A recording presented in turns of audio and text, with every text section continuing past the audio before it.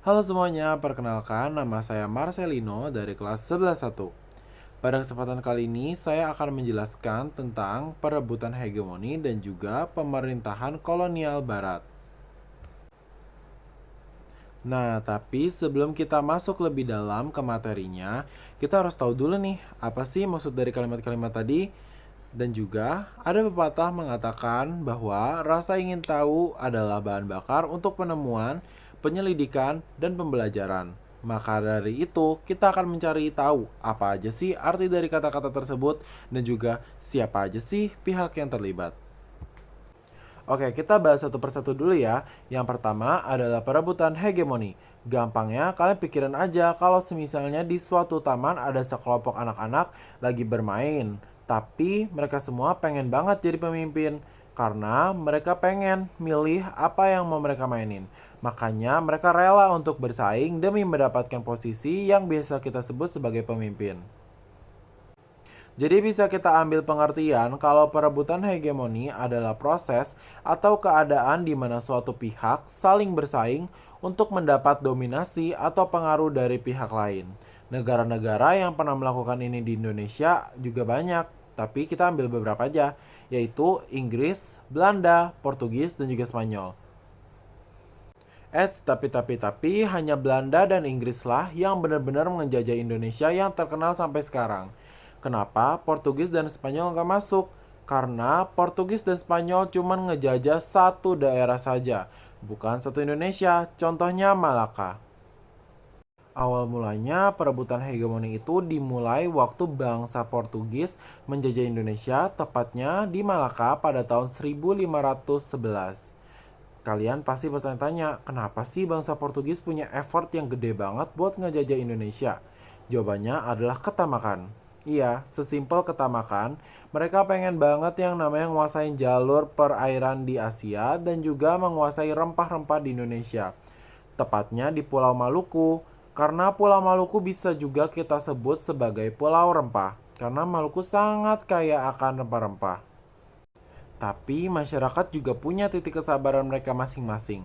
Akhirnya mereka mutusin buat ngelawan balik para penjajah yang mencoba untuk mengambil rempah-rempahnya.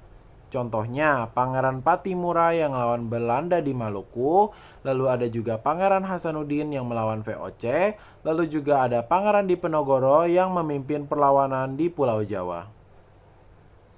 Nah, tapi ada motivator mengatakan bahwa tak ada aksi yang menimbulkan sepenuhnya hal negatif, tetapi ada juga yang menimbulkan hal positif. Nah, di sini aku kasih tahu nih, apa aja dampak-dampaknya. Pertama-tama banget, kita bakal bahas tentang dampak-dampak positifnya dulu. Yang pertama, teknologi baru mulai masuk. Yang kedua, bangunan-bangunan yang mulai meningkat kualitasnya, seperti jembatan, gedung, jalan, dan juga lain-lain. Lalu juga masyarakat lebih semangat untuk mendapat kemerdekaan. Yang kedua, aku bakal bahas tentang dampak negatifnya juga nih. Yang pertama banget tentunya masuknya budaya asing. Lalu yang kedua kehilangan kedaulatan. Lalu yang ketiga ada perpecahan antar bangsa. Nah, karena tadi kita udah tahu tentang perebutan hegemoni, sekarang kita bakal bahas kebijakan pemerintah kolonial barat. Sebenarnya kedua hal ini hampir mirip-mirip karena ini menyangkut tentang penjajahan Indonesia. Tapi sebenarnya apa sih tujuan mereka buat kebijakan-kebijakan itu? Nah, tujuan mereka itu ada yang pertama, menguasai rempah-rempah. Yang kedua, menguasai jalur perdagangan yang strategis. Yang ketiga, juga memperluas kekuasaan mereka. Contoh-contohnya ialah ada masa Portugis dan Spanyol yang memonopoli perdagangan rempah-rempah di Maluku. Lalu selain itu, mereka juga pengen banget nyebarin agama Kristen di Indonesia agar menyebar luas. Lalu ada juga masa Belanda, yaitu memonopoli VOC yang dimana hanya VOC lah yang bisa membeli atau menjual rempah-rempah.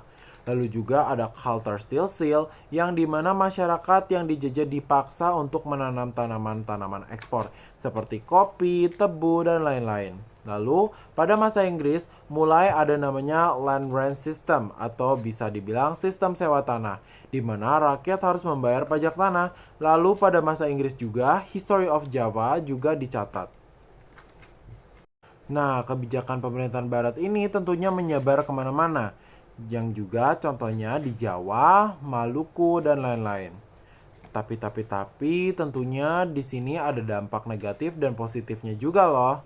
Dari dampak positif, kita bisa dapetin kalau masuknya teknologi modern, pendidikan modern, dan juga terbuka hubungan dengan dunia luar.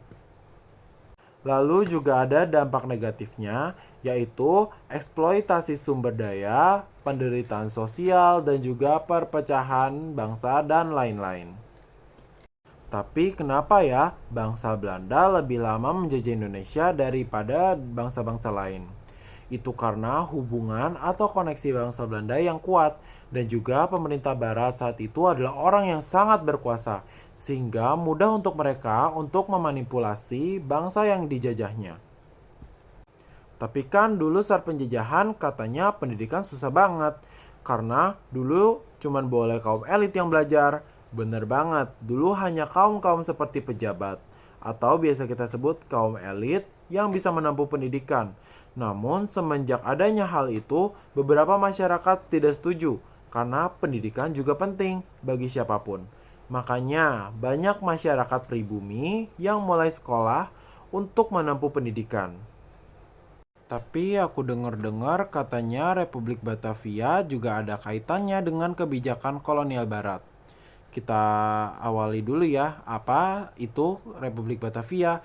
Republik Batavia adalah negara boneka yang dibentuk oleh Prancis dari tahun 1795 sampai 1806 setelah mereka menaklukkan Belanda.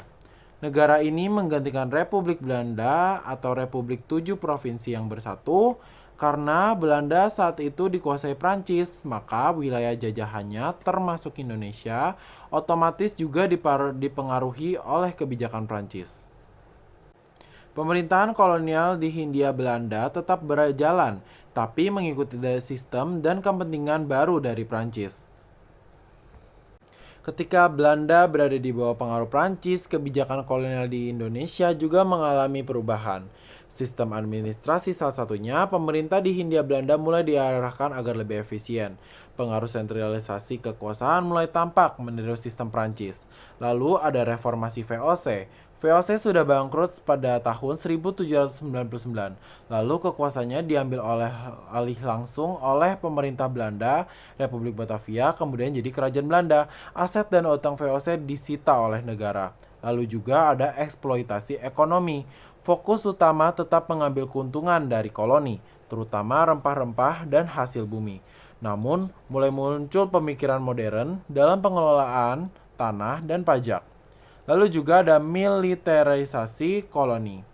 Karena Eropa sedang dalam masa perang, dalam Revolusi Prancis dan Perang Napoleon, Hindia Belanda dijadikan basis sumber daya atau perdagangan rempah dan pasukan.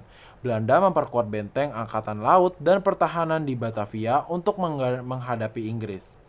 Yang ketiga, ada dampak bagi Indonesia. Peralihan dari VOC ke pemerintah langsung ke kolonial Belanda menandai awal era kolonialisme modern. Struktur pemerintah lebih teratur, tapi tetap menindas rakyat dengan pajak tinggi dan kerja paksa. Koloni diperlakukan sebagai mesin uang bagi negara induk yang sedang berperang. Jadi singkatnya Republik Batavia adalah pemerintahan Belanda di bawah Prancis dan pada masa itu Indonesia masih dijajah. Kebijakan kolonial barat difokuskan pada pengambil alihan kekuasaan VOC, lalu juga efisiensi birokrasi serta memperkuat ekonomi militer demi kepentingan perang Eropa. Segitu dulu aja dari saya. Terima kasih kepada semua penonton yang sudah menonton sampai habis. Semoga video pembelajaran dari saya sangat bermanfaat untuk kalian untuk belajar sejarah.